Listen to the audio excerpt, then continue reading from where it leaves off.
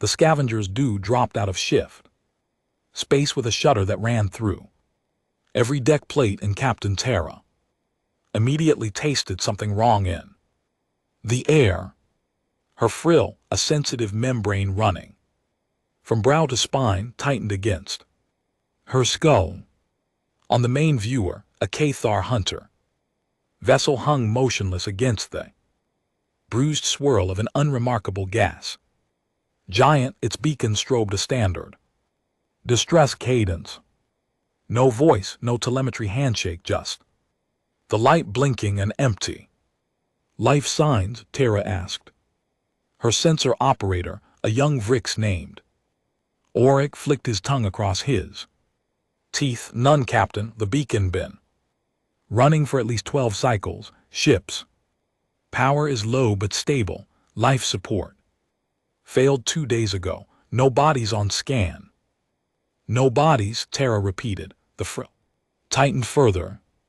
Cathar hunters did not abandon their vessels. Their pride would never allow it, and that ship, the Silent Claw, was a predator class hunter-killer designed to slip through any blockade and deliver a sixth being team to a surface with surgical precision. She ordered the boarding party. The umbilical sealed with a hiss. Terra stepped through first, magboots pressing into deck plates that still held a faint residual warmth. The interior lights flickered on emergency power. The narrow corridor smelled of ionized metal and something else, a dry coppery scent that her olfactory pits translated as alarm. Blood, Cathar blood. A dark purple streaked the bulkheads in arterial sprays, burned scars from plasma. Discharges gouged the walls. A rack of shock prods had been torn from its mount and bent into jagged shapes. Used, then discarded. Movement, Auric whispered over they. Calm, his voice tight. Terra froze, one hand on her sidearm. But it was only a loose panel swinging on a broken hinge. The ship was a corpse. Every door stood open. Every console had been smashed or reset. Bridge, when they reached it, looked like a small explosive had detonated inside a locker of equipment, and still no bodies, no remains beyond the spatter, and a few torn scraps of armored undersuit. They were dragged, Terra murmured, crouching to study a long smear that ended at an emergency hatch, pulled out of the ship. Why? Auric had already located the mission log. Core, a fist-sized crystal matrix, miraculously intact. Captain, this is still sealed. They never purged it. Hunters always purge their logs after a mission, win or lose. That this one remained meant the crew had been interrupted quickly. Terra's frill flattened completely. Play it, start from mission inception. The bridge's surviving display flickered, static resolved into the face of a Cath male, heavy-browed and scarred, his amber eyes gleaming with professional confidence. His voice rumbled from the speakers. Mission log, Hunter Leader Kale. Contract received from Orange Syndicate. Priority black, target human female. Designation Myra Kincaid, last known. Location, the Jungle Moon designated. NC-9, objective capture and retrieval. For corporate debriefing, no diplomatic complications expected. Target is reported to be alone, unarmed and psychologically compromised. This will be easy. Auric's tongue flicked. A human. Terra said nothing. She met humans before, soft-skinned, endothermic, emotionally volatile but also unnervingly stubborn. The Vrix had a saying, never corner a prey that cries. While it bites, she never understood it. Until now. The log continued. Kale briefed his team, 6 hunters including himself, all veterans. They discussed the terrain, The isolation, the joy of a simple snatch and grab. One of them laughed a grating sound and mimed a neck snap. The log ended as the silent claw began its atmospheric insertion. The salvage crew exchanged glances. The empty ship, the blood, the silence, it all pressed in. Whatever happened on that moon, the hunters had not been they ones doing the hunting.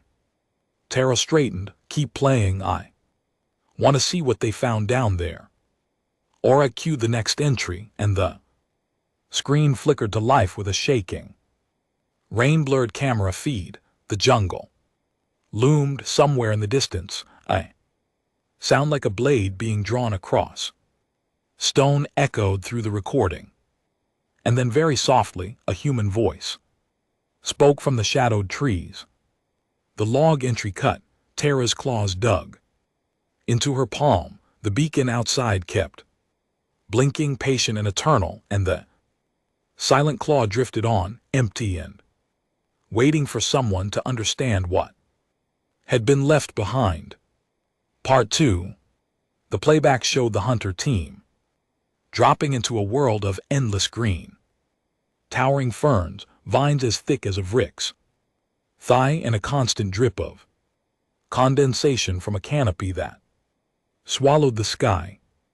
Cale's helmet camera recorded everything in crisp detail. The 6 hunters moved with practiced precision, fanning out in a claw formation. Their optical camouflage shimmered, bending light around armored forms. Thermal sensors painted the jungle false color, and a single bright bloom appeared 200 m ahead. Target acquired, Cale's voice noted. She's moving east toward the cliff. Line steady pace, she doesn't know we're here. Tara watched the heat signature pause as if listening, then it vanished. The hunters registered a sudden drop in ambient temperature, a cold patch as if a body had been deliberately cooled. She found a way to mask her heat. Oric muttered, "That's not instinct. That's training." The Keth fan wider, deploying micro drones that whirred through the undergrowth. For long minutes nothing. Then a scream tore through the audio feed, raw and short. The camera swung, blurred and steadied on a clearing where Hunter Varn lay on his back. His throat had been opened by a curved length of vine, sharpened to a razor edge and still lodged in his trachea. Dark blood pooled in the mud. No weapon signature, no energy discharge, just a piece of the jungle shaped and placed. Cale's breathing turned ragged. Find her, she's still close. They found the message a few paces away, carved into the smooth bark of a kapok tree with deep, deliberate strokes. 3 words in standard trade script. Go home now. One of the hunters, Rax, laughed nervously. It's a bluff, she's alone and scared. But Cale didn't answer. He ordered a sensor sweep at full power, draining their portable batteries. The jungle returned nothing but noise, rustling leaves, dripping water, the distant cry of an animal. The human had melted into an environment that should have been her tomb. Tara's frill rippled with an emotion she rarely felt during salvage operations. Unease. The Vrix had evolved on a world of open plains where threats were seen long before they struck. This silent, methodical dismantling of a superior force felt like something older, something cold. The log entry skipped forward. The remaining 5 hunters had fallen back to a defensible rise, setting proximity charges and overlapping fields of fire. They argued. One wanted to call for orbital extraction, citing unknown variables. Cale overruled him, citing the bounty the Orange Syndicate was paying enough to retire on. A single human, however, Resourceful was still just a human. Then the camera feed jolted, a proximity. Mine detonated, but far from there. Position, the hunters spun weapons. Raised, a shadow flickered at the edge. Of the sensor net, a shape that moved. With an economy of motion that spoke of extensive combat conditioning, it dragged something heavy. When the squad advanced, they found their supply cache shattered, ration packs torn open, water filters crushed, and their spare munitions missing. In their place, a small recording device had been left. Cale picked it up with a trembling hand. A woman's voice, calm and cracked at the edges, emerged from the tiny speaker. "You came all this way for me. That's flattering, but you're not the first team and you won't be the last. I'm going to make sure of that. Tell your employers that I remember their faces. I remember their names. I remember every colonist they burned." The recording ended with a soft, shuddering exhale that could have been a sob or a growl. Cale crushed the device. His amber eyes, visible through the helmet feed, had lost their confidence. They now held a look Tara recognized, a predator. Realizing it had wandered into another's territory, the log entry ended with Cale ordering a retreat to the landing site.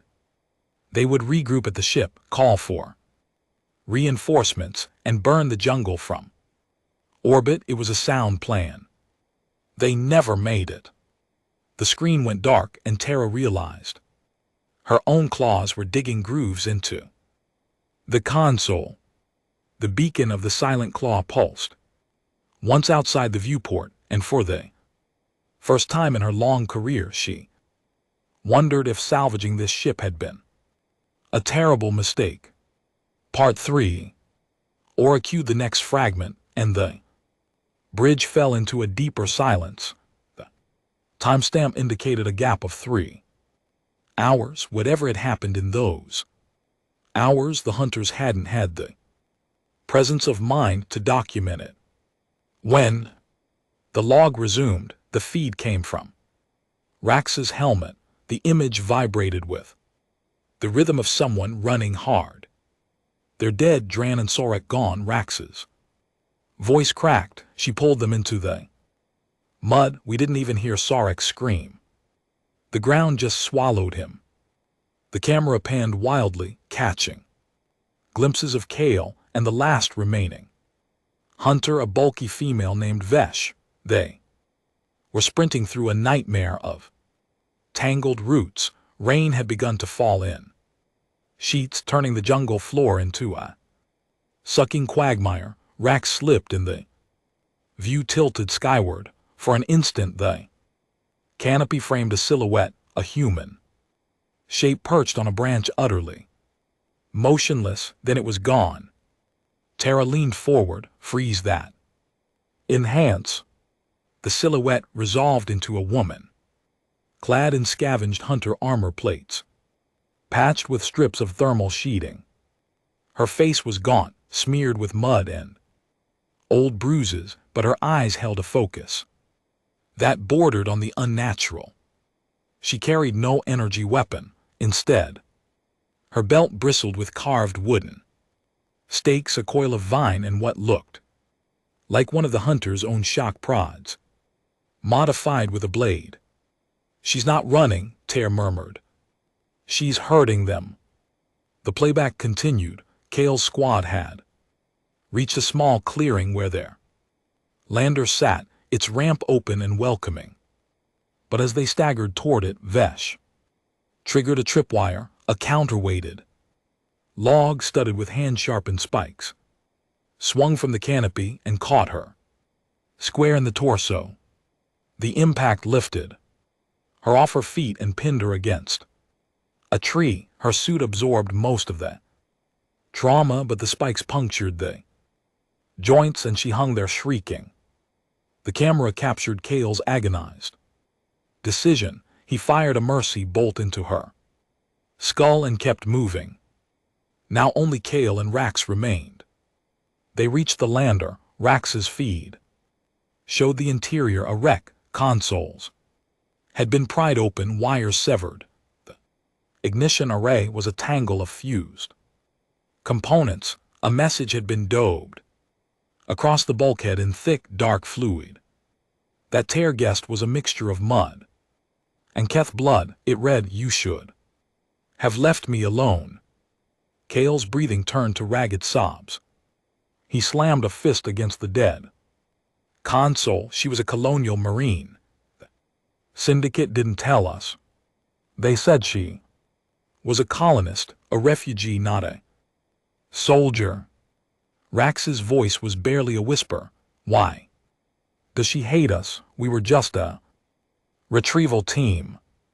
As if in answer, the lander's internal speakers crackled. The woman's voice filled the compartment, calm and clinical. She recited a date, a time, and a location, the colony of New Haven, a small human settlement on the fringe of orange space. She described how corporate enforcers had come in the night, burning hab units with families inside. She named the executive who had given the order. She named the daughter she had pulled from the flames, already gone. And she named the purpose of the hunter team, to kill the sole witness before she could testify to the interspecies tribunal. I gave you a chance, the voice continued. At the tree I wrote go home. That wasn't a threat, it was mercy. You decided to keep hunting, so now I'm going to make sure your ship never leaves this moon, and your employers will see what happens when they send killers after a mother who's already lost everything. The recording from Rax's helmet shook violently. He was trembling. Kale grabbed the comm unit. We'll surrender. Just let us. The audio dissolved into static. Then a piercing, rising whine. The lander's interior lights went out. Emergency strips cast the cabin in lurid red. Somewhere in the darkness, metal scraped against metal, and Rax began to scream. Tara reached out and paused the log. Her own breathing had become shallow. The Vrick's crew stood motionless, their frills plastered flat. This was no longer a salvage operation. This was a confession left behind for anyone with the courage to listen. Play the rest, Tara ordered, her voice rough. I need to know how it ends. Oryx's claws hovered over the controls, and the screen flared back to life. Part 4.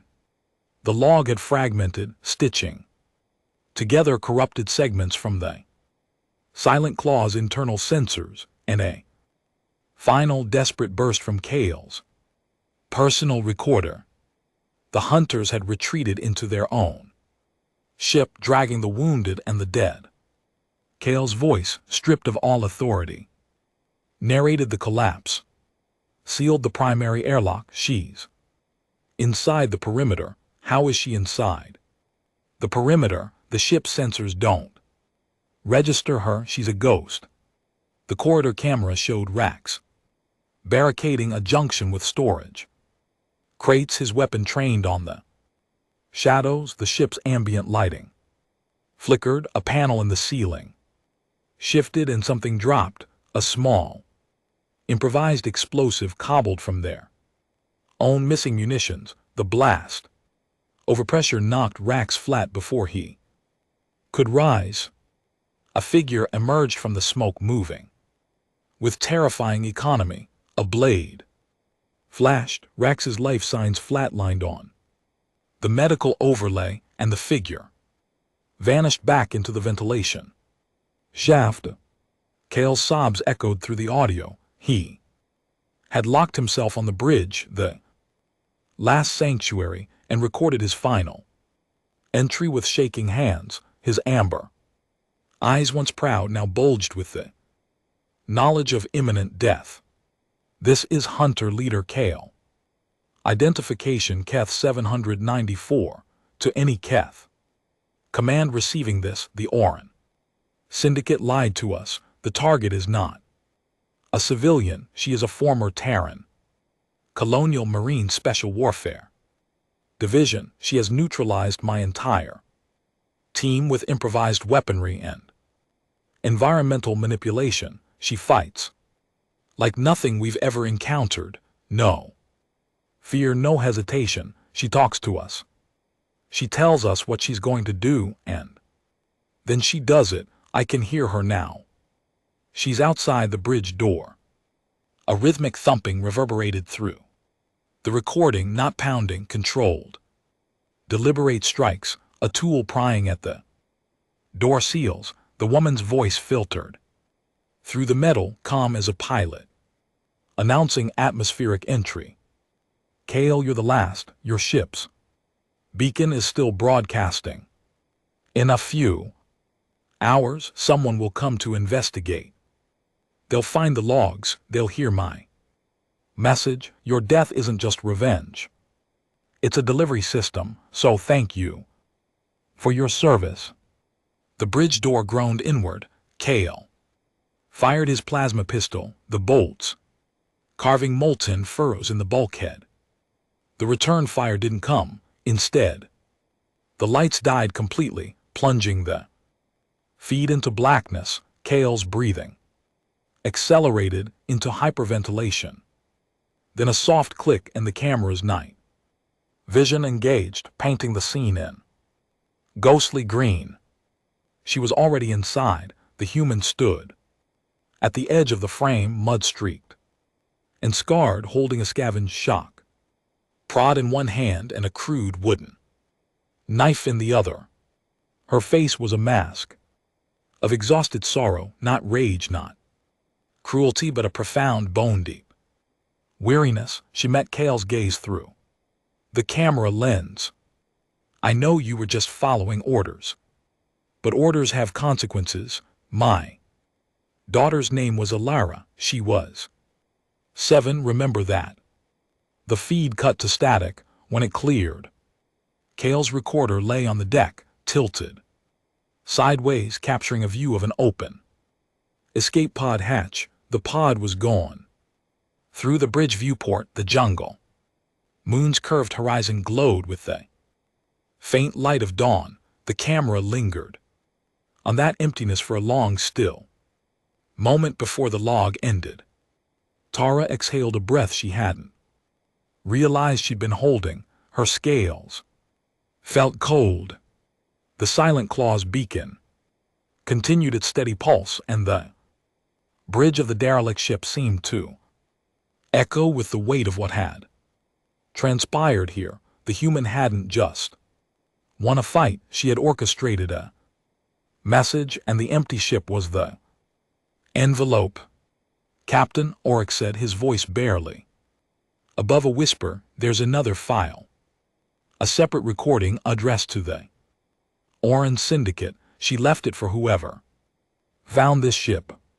Taran's frill quivered. Play it. Part 5. The image that filled the screen was a direct feed recorded on the silent Claw's own communication array. Myra Kincaid sat in the Hunter ship's cockpit, the same mud and blood still on her face, but cleaned away from her eyes. She had wrapped a makeshift bandage around her left forearm. Behind her, the bridge was a charnel house, but she'd positioned the recorder to show only her face in the starfield beyond the viewport. She spoke without preamble to the directors of the Oran Syndicate. My name is Myra Kincaid, former gunnery sergeant, Tyran Colonial Marine Corps. You know me as Case File 711, the woman who survived your cleanup operation on New Haven. You sent a hunter team to kill me before I could present evidence to the tribunal. That team is dead. Your ship is now a broadcasting station. She raised a data pad and began to read. One by one, she listed the names of the colonists who had died in the massacre. 53 names, every age, every family. Grouping. She read each name with the careful, reverent cadence of a memorial service. And when she reached the final entry, Alara Kincaid, age 7, her voice didn't break, it hardened. I've uploaded the complete sensor logs from this ship along with your own contract orders to 6 independent news nodes across the sector. The tribunal will have undeniable proof of your crimes, but I'm not waiting for their justice. I'm coming for you. Myself. She set the data pad aside and leaned closer to the recorder. You thought you could burn a world and leave no witnesses. You thought a single grieving mother would be easy prey. You were wrong on both counts. The galaxy will know what you did, and before the year is out, every person who signed that order will understand what it feels like to be hunted by something that will not stop, not for pain, not for fear, not for anything. She paused, and for a fleeting moment, something cracked behind her eyes. Raw, bleeding grief that she swiftly locked away. She touched 2 fingers to her lips, then pressed them to the viewport. Gesture tyranny didn't recognize, but felt deep in her bones. The escape pod has enough range to get me to a transit hub. By the time anyone sees this, I'll be gone. This ship will keep broadcasting my message on a loop, system-wide, until its power cells die. Consider it a monument. The recording ended. The bridge of the Scavenger's Deuce salvage team stood in absolute stillness. Tyranny realized her frill had pressed so flat it ached. Oryx's claws were gripping the console, as if seeking an anchor. The dead hunters, the shattered ship, the patient, merciless dismantling of a professional kill team, it all coalesced into a single, unavoidable truth. Humans were not stronger than Kaith. They were not faster, not tougher, not more technologically advanced, but they carried something inside them, a relentless furnace that burned hotter than any plasma core, and when you took everything from them, that furnace became a star. Captain Oryx said, the beacon just changed. It's no longer broadcasting distress call. Tyranny turned to the main viewer. The flashing strobe of the silent claws beacon had shifted to a steady, rhythmic pulse, a carrier wave wrapped around a repeating audio file. She keyed the calm. Myra Kincaid's voice, calm and cold as a winter dawn, filled the bridge. You should have left me alone. The message looped. It would loop for months until the power cells finally died, spilling that single sentence across the void to every ship that passed within range. Tara knew with a certainty that chilled her to the marrow that the Orange Syndicate had already heard it, and somewhere out in the black, a woman with nothing left to lose was drawing closer. Get us out of here, Tara ordered. Now. The Scavenger's Due broke dock and engaged its shift drive, leaving the empty hunter ship to its lonely vigil. But the message followed them, echoing in their thoughts long after the signal faded. Part 6. Tara filed her report to the Vrix Salvage Guild with hands that still trembled slightly. She included everything: the logs, the recording, the evidence of corporate murder. Within a standard cycle, the file had been forwarded to the interspecies tribunal, and the news nodes Myra had seated began broadcasting the story. Public outrage spread like a shockwave. The Orange Syndicate issued denials, then silence, then frantic attempts to scrub their databanks. It was far too late.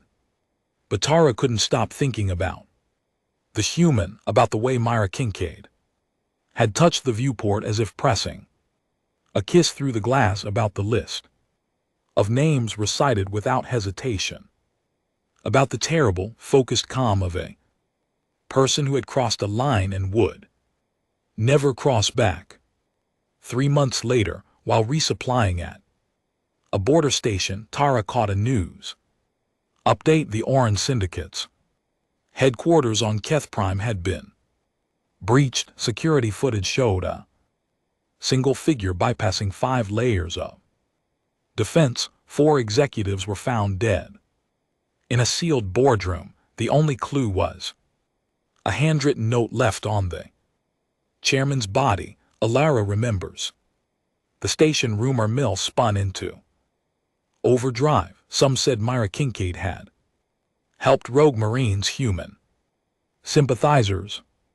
Others claimed she'd been working alone, a ghost slipping through systems the syndicate thought impenetrable. A few dismissed the whole thing as propaganda, but Tara remembered the voice on the looped beacon, and she knew the truth. That woman had promised a reckoning, and she was delivering it, one name at a time. The Vrix captain found herself in a spacer's bar nursing a drink she didn't want when a young Keth trader slid onto the stool beside her. The trader's scales were pale with stress. "You ever hear about the Silent Claw?" the trader asked, voice low. "They say the human left it as a trap. Anyone who boards it gets the logs, gets the recording. Some crews think it's cursed. They want it towed into the nearest star." Tara stared into her cup. "It's not a trap," she said. "It's a lesson." She wanted the galaxy to see what happens when you push a human past the point of breaking. She wanted it to echo. The trader shuddered. "My company canceled a retrieval contract last week. Target was a human engineer. I didn't even ask why. I just burned the order. I'm not ending up on a list." That, Tara realized, was the real victory. Fear had a shape now, and it wore a human face, not a monster's face, just a mother's face worn down by grief and hardened into something unyielding.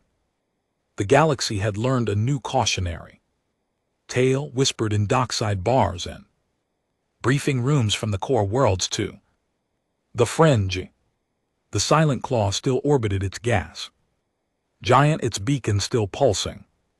Salvage crews gave the system a wide berth. The message looped on, a lone woman's voice reminding the void that mercy had a limit. Tara finished her drink and stood. She had a cargo to deliver, a ship to run. But before she left the bar, she caught the trader's eye one last time.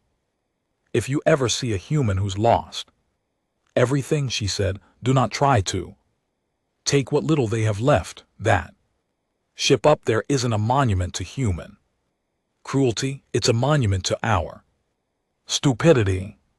She walked out into the docking corridor, and the station's hum wrapped around her like a shroud. Behind her, the trader sat frozen, staring at nothing, listening to a recording that would play in his memory for a very long time. Part 7.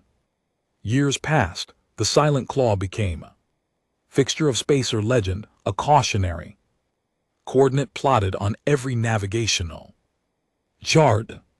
Academy instructors in the Keth Dominion used the incident as a case study in threat assessment failure. Human ambassadors, when questioned, would offer a thin, knowing smile and change the subject. The official record listed Myra Kincaid as at large, but rumors placed her everywhere and nowhere, a shadow haunting the fringes, a vengeful spirit with a data pad full of names. Tara never saw her again, but she thought about her often, especially during the quiet watches when the stars turned slow and cold. She witnessed the Raw aftermath of that hunt, and it had reshaped her understanding of what a thinking being could endure. Humans were not invincible. They bled, they broke. They wept, but when the universe squeezed them, they didn't crumble. They compressed into something denser, something harder. The last news report Tara ever read on the subject came 5 years after the boarding.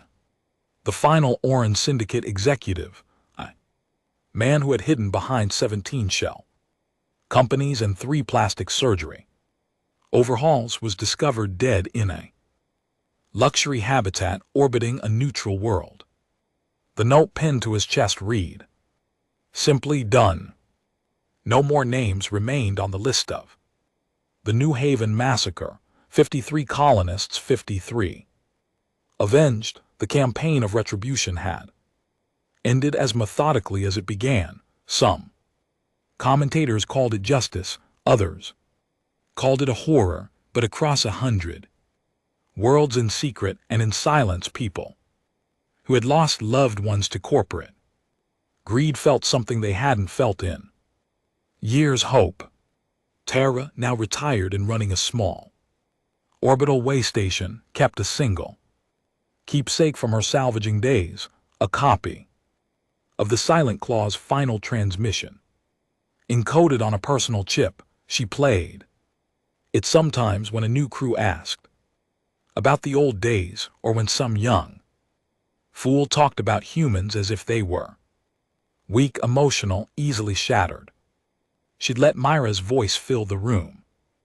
The calm, the clarity, the chilling promise, and then she'd tell the story. The jungle, the carved tree, the spike trap, the ship-turned tomb. She described the moment she'd realized the empty beacon wasn't a cry for help, but a warning left deliberately for the galaxy to find.